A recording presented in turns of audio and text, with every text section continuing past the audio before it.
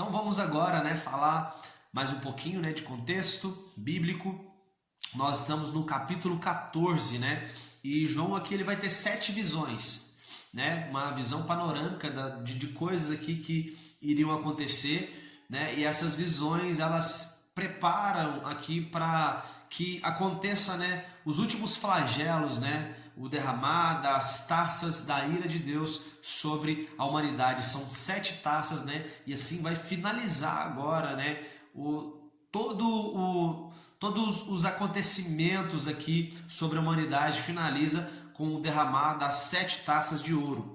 E a primeira visão, que vai falar sobre o cordeiro e seus remidos, Diz assim o contexto: olha, vi o cordeiro em pé sobre o monte Sião e junto a ele os 144 mil. Sião aqui normalmente é representado, Em Salmos vai dizer que o Senhor ele habitaria no monte Sião, Salmos vai falar aqui, Salmos, esqueci agora qual que é o versículo aqui, mas depois se eu lembrar eu volto com ele, mas onde Deus fala que ele habitaria aqui no monte Sião. Então o monte Sião é tido lugar da habitação de Deus. E os 144 mil que estavam ali, o que João vai descrever? Que um cântico foi entoado ali, e somente ele só via esses 144 mil que eles conseguiam cantar esse cântico. O restante das pessoas não conseguiam, aquela multidão que estava atrás não, porque esses 144 mil eles representam ali homens, homens judeus, que eles são pessoas que não habitavam mentira nos lábios deles, e eles eram pessoas virgens, Eram pessoas virgens que nunca haviam casado, E é importante entender o seguinte, que essas pessoas são separadas por como se fosse um nazireato ali, sabe? Aquela separação do homem ali para Deus. E não que isso nos leve a querer ter essa vida, de celibato, como acontece aqui com os padres. Não é isso que Deus está dando, porque Deus ele mostra para nós que o casamento é algo muito importante. Digo, de toda honra seja o casamento, Então, para se ter uma ideia, Deus ele exemplifica o seu relacionamento de Deus com o homem, como de Cristo e igreja, como um relacionamento entre homem e mulher. Então o casamento é muito importante. Mas aqui fala desses 144 mil que são homens separados para o evangelho, e eles aprenderam um cântico aqui diferente, Outra coisa que vai falar aqui também João agora ele vê a proclamação de 3 anjos. E ele vai dizer o primeiro anjo ele portava o evangelho eterno para anunciar na terra a toda nação, tribo e língua e povo. E dizia assim: a hora do juízo de Deus chegou. O segundo anjo vai avisar: caiu a Babilônia.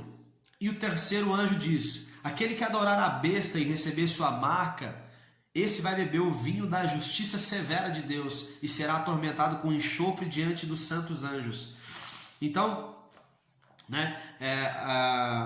só para lembrar, o salmo que fala aqui que Deus habitaria, esse é o meu lugar de descanso, Sião, é o Salmo 132, 13. Mas vamos voltar aqui para os 3, anúncios aqui do anjo, que fala sobre o evangelho eterno, O que Halle vai dizer é que isso pode simbolizar aqui, que esse evangelho eterno simboliza a evangelização do mundo inteiro. O mundo inteiro já foi evangelizado, Outra coisa, pode significar também o evangelho levado para os gentios, depois de ter sido pregado a Israel, Para outros também significa a era das missões mundiais moderna, antes da queda da Babilônia, E para outros é um anúncio de que o reino milenar de Cristo está próximo. Mas o fato é que está dizendo sobre um evangelho eterno, O evangelho que ele portava o evangelho eterno para ser anunciado na terra, certo? Então, assim, o fato é que dá a entender que esse evangelho seria anunciado ainda para todas as nações antes, Antes aqui da gente ter o julgamento, ali diante do trono de Deus. O segundo anjo, ele anuncia a queda da Babilônia, Essa Babilônia que pode representar essa aliança feita ali, entre as duas bestas, juntamente com Satanás, a besta leopardo, representado pelo líder político, e a besta cordeiro, que representa um líder religioso. Então, essa queda, né, já foi anunciada, que essa Babilônia já iria cair, né, uma linguagem figurada, né? Outra coisa que ele vai falar também é sobre essa questão, né? O terceiro anjo ele vai dizer: aquele que adorar a besta e receber sua marca vai beber o vinho, né? O vinho da justiça severa de Deus. Então, nós temos aqueles que foram marcados por Deus, né? E eles foram selados por Deus. Esses quando, né, verem esses sinais acontecendo, eles vão se alegrar.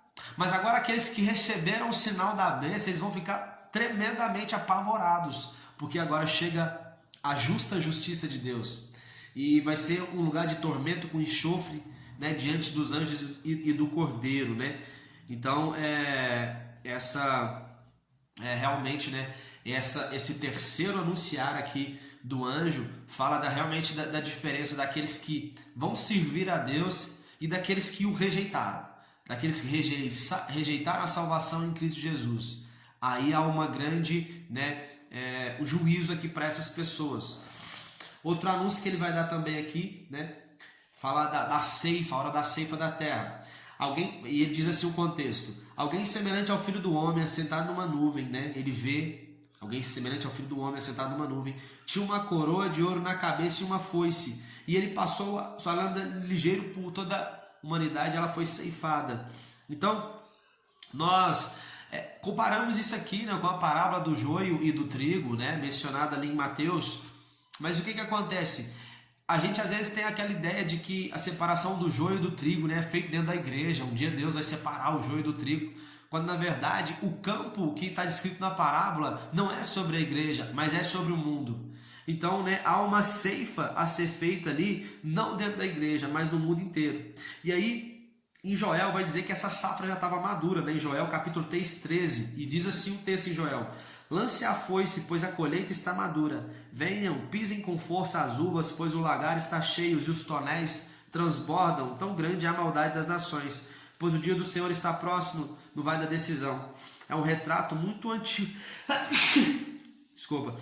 É um retrato muito antigo do anjo voador mencionado por João, né?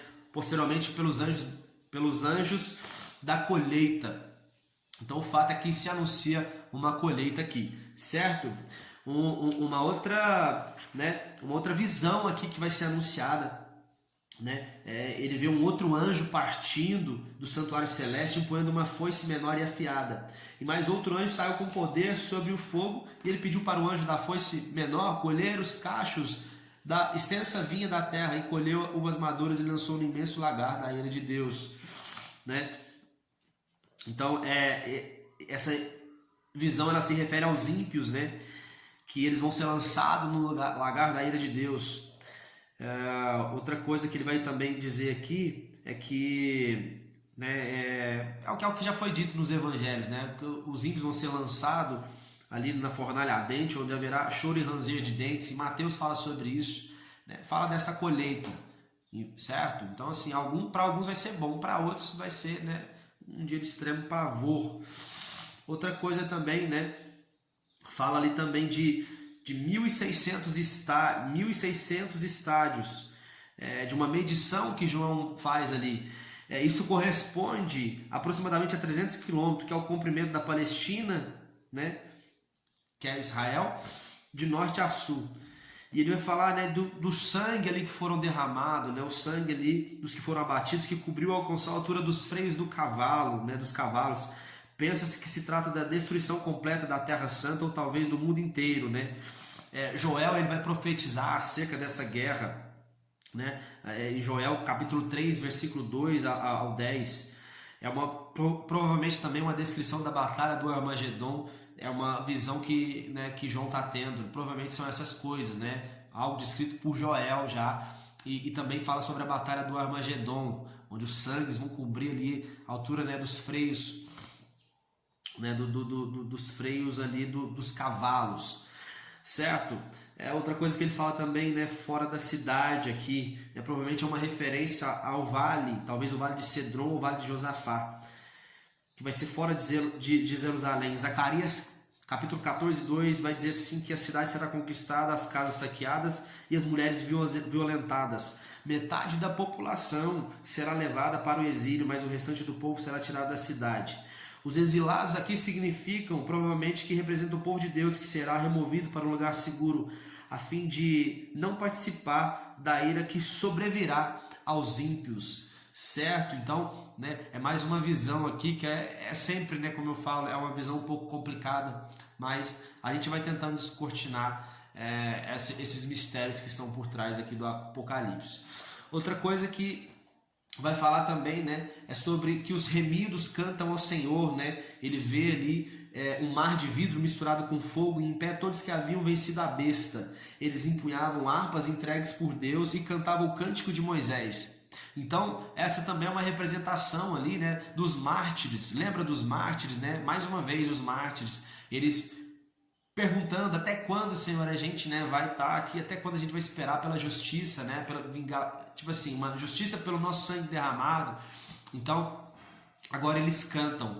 Agora os mártires estão ali reunidos, aqueles que foram selados pelo Senhor. Eles cantam, porque no céu vai haver muito louvor.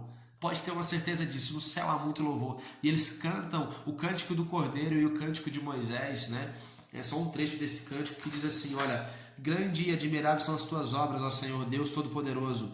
Justo e verdadeiro são os teus caminhos, ó Rei das Nações. Senhor, quem não temerá e não glorificará o teu nome? Pois só tu és santo, por isso todas as nações virão e se prostrarão diante de ti, porque os teus juízos são manifestos.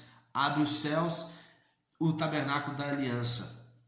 Certo? Então é esse cântico, né, dos vencedores, né? No céu há muito louvor, certo? Vai falar agora, né, que João vendo um dos 4 seres viventes que estavam ali junto com os 24 anciões, eles entregam aos 7 anjos 7 taças de ouro repletas da ira de Deus, né? Então o santuário ele vai se encher de fumaça, cheio da glória e do poder de Deus. Então agora vem um momento que é anunciado, né, essas últimas taças de ouro, esses últimos flagelos que vão ser derramados na humanidade, né? As taças da ira do Senhor.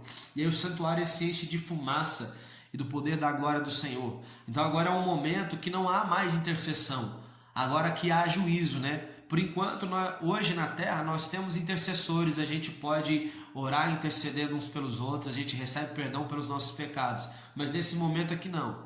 Nesse momento aqui é o grande finale, vamos dizer assim. Aqui já não há mais intercessão, aqui agora há juízo. E vai ser um juízo bom para aqueles que foram fiéis, que eles seguiram seu coração apontaram para Cristo, para a obra que ele foi consumada, e outros que negligenciaram a obra consumada de Cristo. Certo, pessoal? Então aqui a gente finaliza, para daqui a pouco a gente entrar agora, né, no derramar das 7 taças da ira de Deus. Amém? Então que Deus abençoe vocês e até a próxima.